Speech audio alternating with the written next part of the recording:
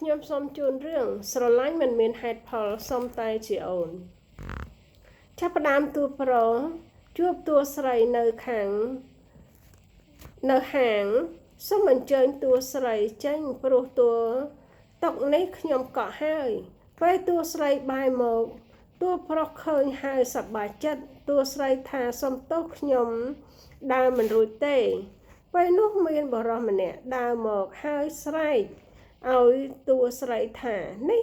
ជើងពិការហ៊ានមកណាត់មើលខ្លួនផងធ្វើអញ្ចឹងបោកប្រាស់គ្នាណាស់ច្បាស់លាស់ណាស់ហើយក៏ដើរចេញទៅពេលនោះតួប្រុសថាណាត់របស់អ្នកក៏បរាជ័យទៅហើយអញ្ចឹងសូមញ៉ាំបាយធ្វើជាមិត្តភក្តិខ្ញុំមួយពេលមកតួស្រីថាបានមិនស្អប់មនុស្សដែល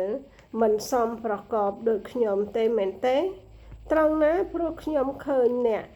ធម្មតាគ្រប់យ៉ាងពេលអង្គុយញ៉ាំបាយក៏មានមិត្តភក្តិធ្លាប់ស្គាល់គ្នាហើយតួស្រីឈ្មោះណែនប្អូនស្រីបងពេខ្ញុំបានព័ត៌មានមកថាឯងណាត់មើលខ្លួនម្នាក់នេះឬអ្នកណាមើលខ្លួនតួស្រីថាមិនមែនគាត់ទេបងពេដើរបោកប្រាស់គេថាឯងធម្មតាដើរ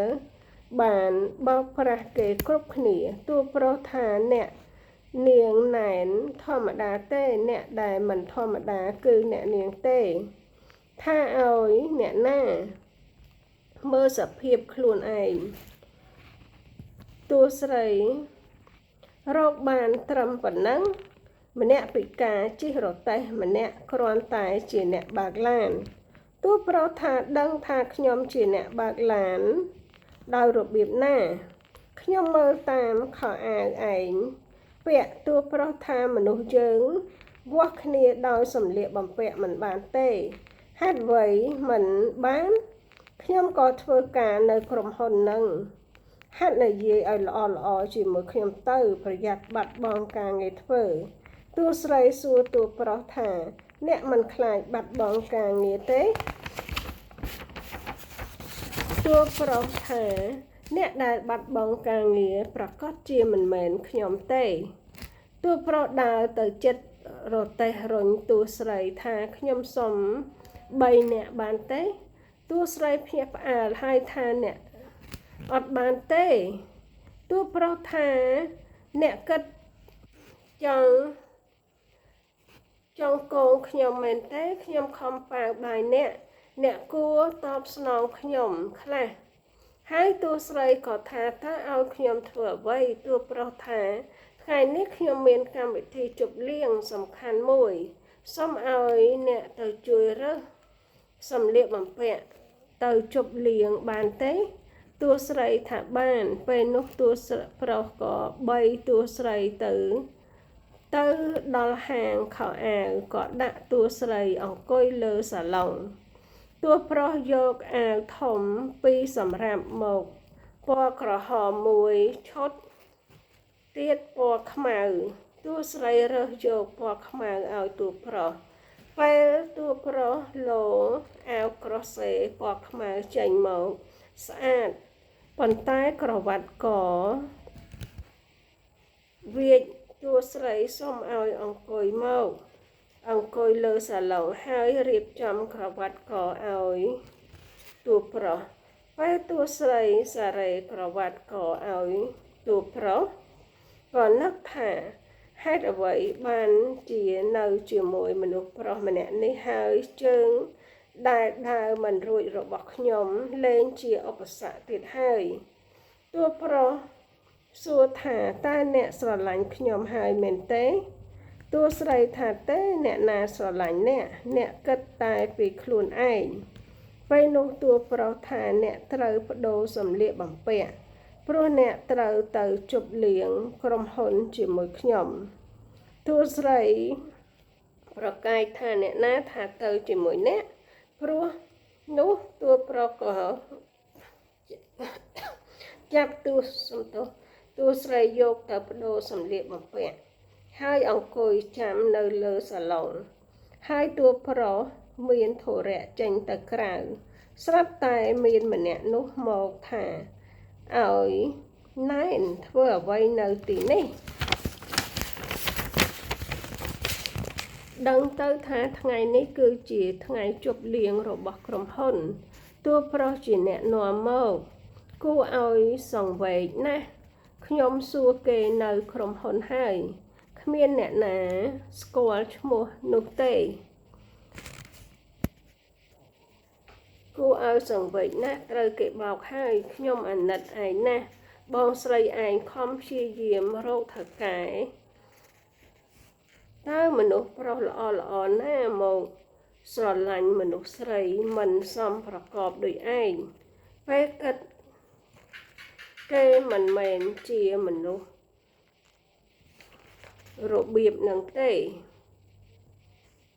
បងស្រីឯងព្យាយាមរកថៅកែចាស់ឲ្យឯងហើយមកល្អអីជាមួយបុរសម្នាក់នឹងទៅនឹងស្គាល់គ្នា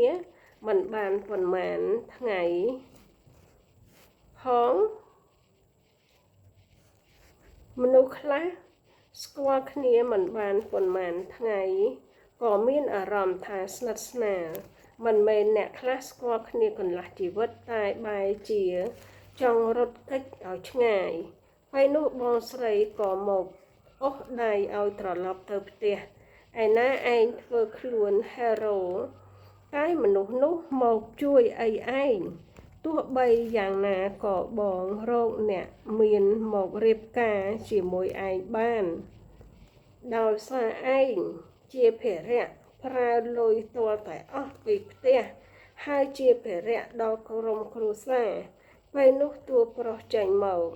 បងស្រីស្រែកថាលោកប្រធានពេលនោះស្រីម្នាក់នោះស្រែកថាប្រធានក្រែងប្រាប់ថាជាអ្នកបើកឡានអ្នកណាប្រាប់នាងថាខ្ញុំជាអ្នកបើកឡានខ្ញុំនឹងដេញនាងចេញពេលនោះសួរបងស្រីថាតើមានអ្វីអធិប្បាយទេបងស្រីស្រមៃឃើញធ្វើជាកូនមហាសេដ្ឋីល្អណាស់នេះផ្ញើលុយឲ្យណែនរាប់ពាន់ដុល្លាររឿងលុយណែនខ្ញុំយកឲ្យប្តីខ្ញុំទៅវិនិយោគអស់ហើយទោះស្រីថាក្រែងបងប្រាប់ថាក្រុមគ្រួសារគេមិនដែលយកជួយទេមែនទេទោះប្រុសថារឿងគ្រប់យ៉ាងមកពីខ្ញុំចាប់ពីថ្ងៃនេះទៅខ្ញុំនឹងថែរក្សាតួស្រីពេលនោះតួស្រីសួរថាអ្នកគឺជាអ្នកសិក្សា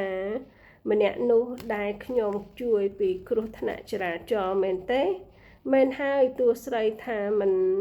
ចាំបាច់តបស្នងទេទោះអ្នកផ្សេងក៏ខ្ញុំធ្វើដែរអ្នកណាថាខ្ញុំធ្វើព្រោះតបបុណ្យគុណ